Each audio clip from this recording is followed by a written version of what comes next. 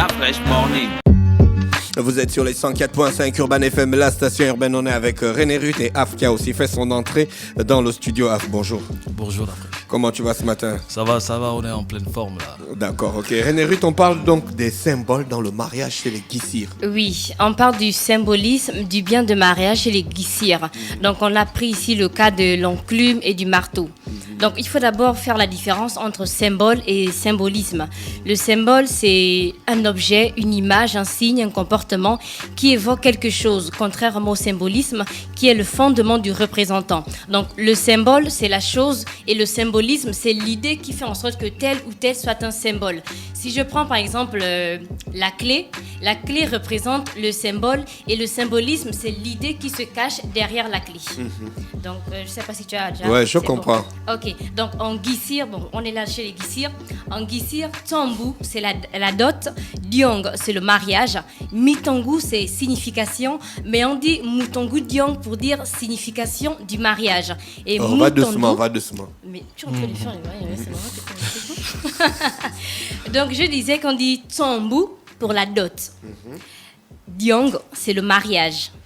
Mitangu, c'est signification, mais Mutangu Diong, c'est signification du mariage. Donc il y a Tiong.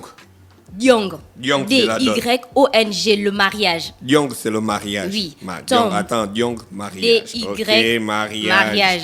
Après on a Tambu, T-S-O-M-B-U. B, hein? Oui. Tombe. Tambu, c'est la dot. La dot. D'accord. Après on a Mitangu. Mitangu. Oui. M-I-T-A-N-G-U. G-U. C'est Mitangu, signification. c'est quoi? Ça veut dire signification. Ah, maintenant, quand on prend signification. signification. Ah, d'accord, signification. Maintenant, Mutangu Diong, c'est signification du mariage chez les Guissirs. Ce que signifie le mariage. Signification du mariage, oui. Là, on est dans les symbolismes, en fait. D'accord, ok. Mutangu Diong. Mutangu Diong.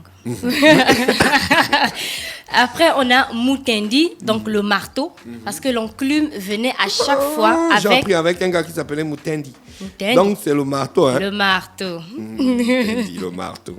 Et après, on a Nyundu, donc l'enclume. Nyundu. Nyundu. N-Y-U-N-D-U. C'est l'enclume. Le marteau et l'enclume. Le marteau et l'enclume. D'accord. Qui étaient des jumeaux dans les mariages Guissirs. On devait toujours emmener les deux. On devait toujours emmener les deux. D'accord, explique. D'accord, oui. Dans le tambou, donc la dot, les objets sont affectés d'un certain symbolisme. Et il y a 3 éléments. Donc le premier élément consiste à dire ce à quoi renvoie l'objet. Les significations. Je vais revenir dessus avec Donc, un exemple précis. Le deuxième élément consiste à donner l'identité de l'objet. Et le troisième élément, en fait, consiste à donner la fonction sociale de l'objet dans l'imaginaire collectif. Ça veut dire que quand on a la dot, par exemple, quand on prend un élément, il doit pouvoir correspondre à ces trois axes-là.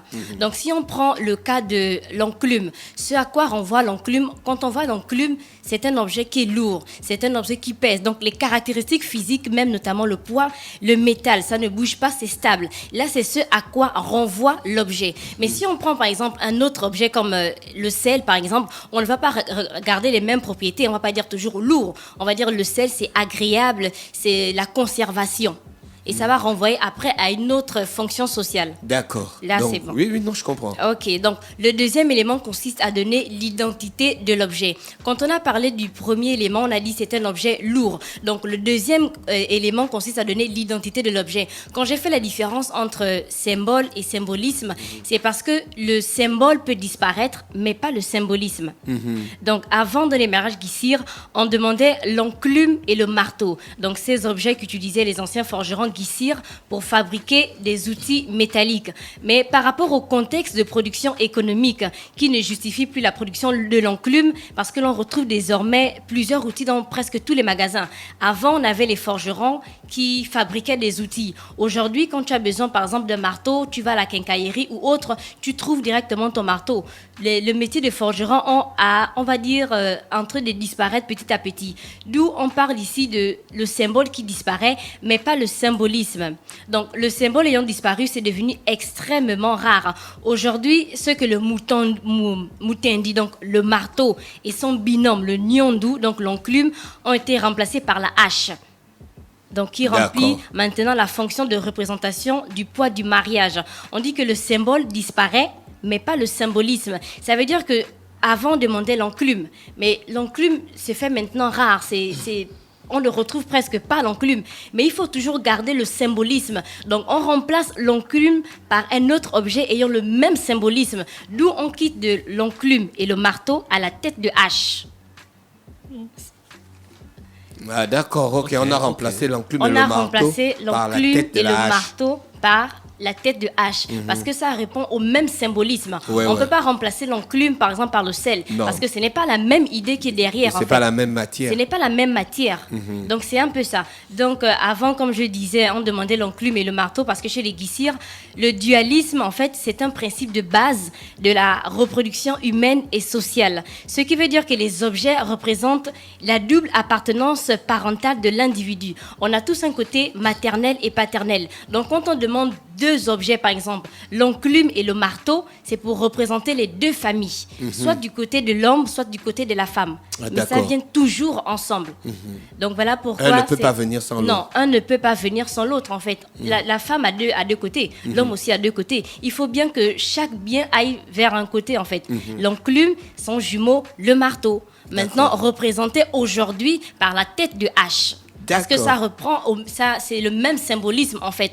Dans 10 ans, dans 20 ans, dans 30 ans, si on ne demande plus la hache, on va toujours demander un élément qui a le même symbolisme que la hache, qui a les D'accord. mêmes propriétés physiques que la hache. Donc le poids, on voit ici, le métal aussi. Donc si on a après, dans 30 ans, dans 40 ans, un élément plus solide, par exemple, que la hache, on peut demander cet élément en remplacement de la hache, comme la D'accord. hache a remplacé l'enclume. D'accord, je comprends. Ça, c'est C'est clair, bon. ça.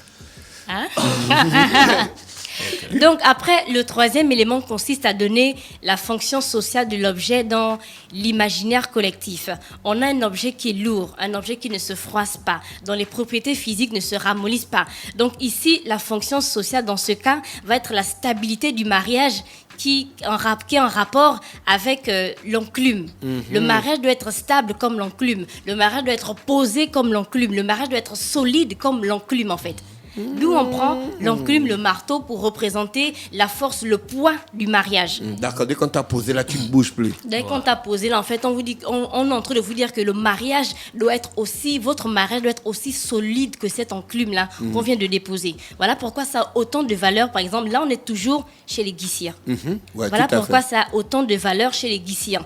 On ne trouve plus l'enclume, mais on trouve un élément qui a les mêmes propriétés, le même symbolisme que l'enclume. Donc, les têtes de hache. Mais on doit toujours avoir deux têtes de hache. Toujours. Pour représenter le côté paternel et le côté maternel, que ce soit de l'homme ou de la femme. Et chez les Guissirs, on met un accent de signification ou encore la reconnaissance sociale de la valeur économique des activités individuelles et collectives. Ça veut Explique. tout simplement dire que les parents de la future mariée ne font pas la dot par rapport à ton environnement. Si Af a une nièce, par exemple, qui se marie, il ne va pas faire la liste où il y a la dot par rapport à ton environnement. Il fait la liste par rapport à son environnement. Et c'est à toi de prouver que tu es apte à venir assumer maintenant les responsabilités. Parce que la femme qui n'est pas mariée est sous la responsabilité de son père. Donc toi, quand tu viens avec tes parents, c'est parce que tu penses, si tu veux avoir la femme, avoir un mariage, c'est parce que tu te dis que tu peux remplacer un peu le père. D'accord, Parce donc en qu'il ne fait, va pas- j'explique.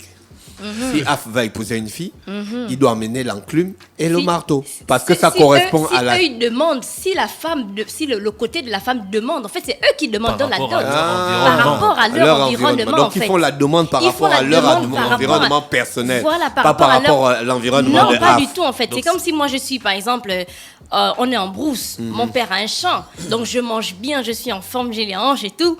Et après... Ça, vraiment. Oui, c'est bon. Je continue. Non, ne continue plus. Donc, si mon père a un champ, par exemple, c'est que je mange bien, je suis en forme. Quand toi, tu viens m'épouser, c'est pas pour après que je revienne demander la nourriture à mon père, en fait. D'accord. Tu viens parce que tu te dis que tu peux maintenant assumer ses responsabilités.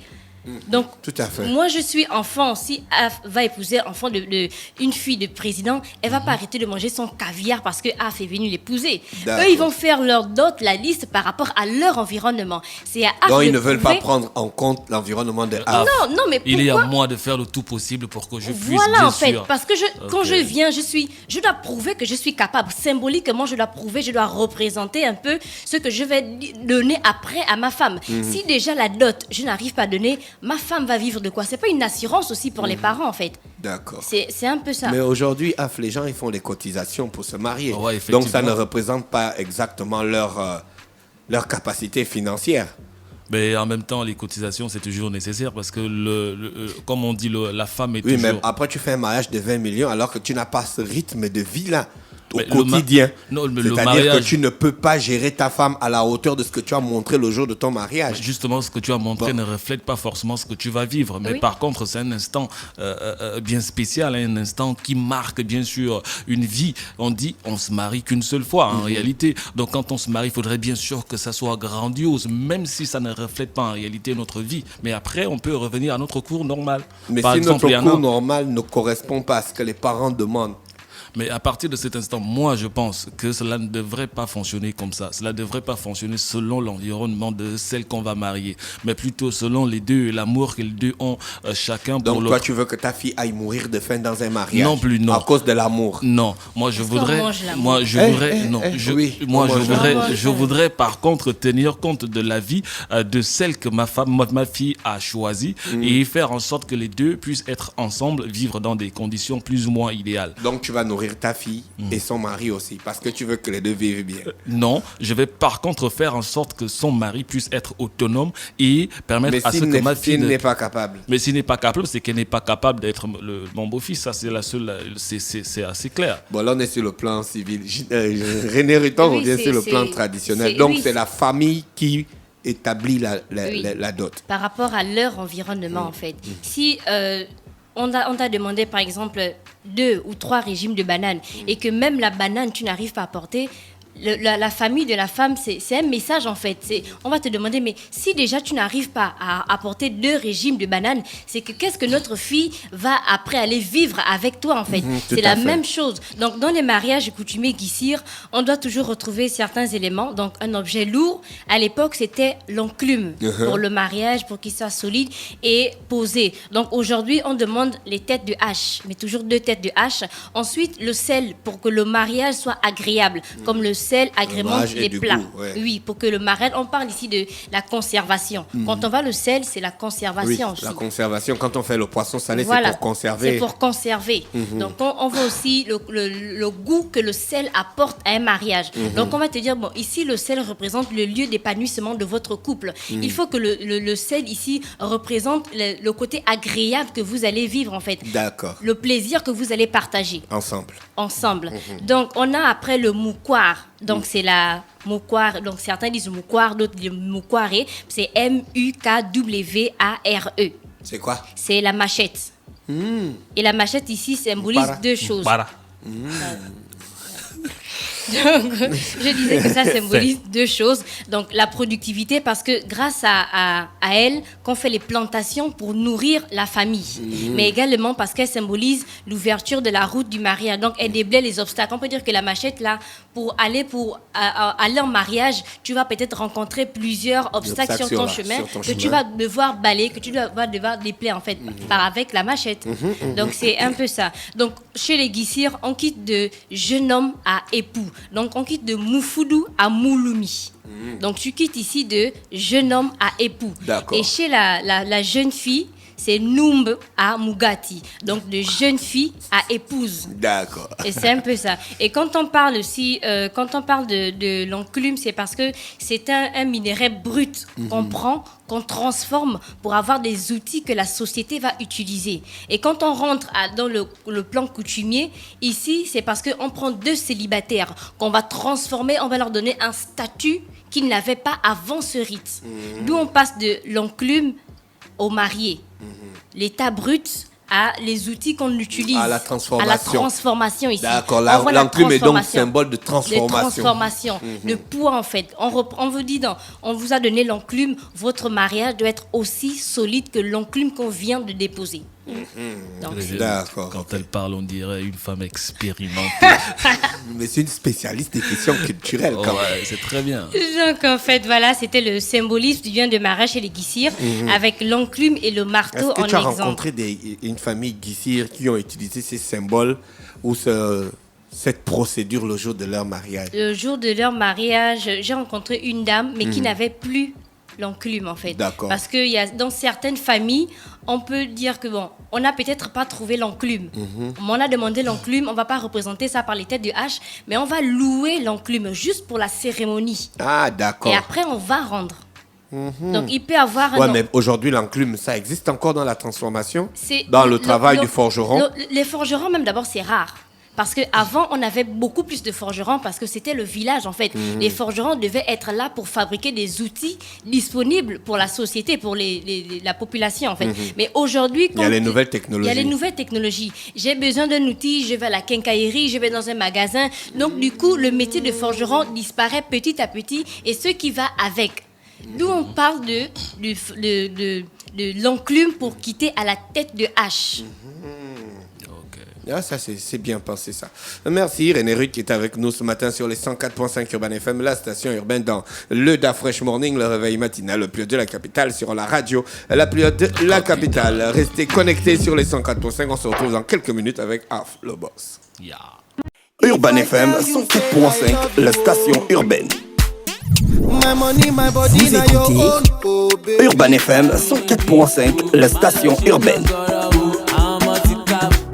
Urban FM, première radio chez les jeunes.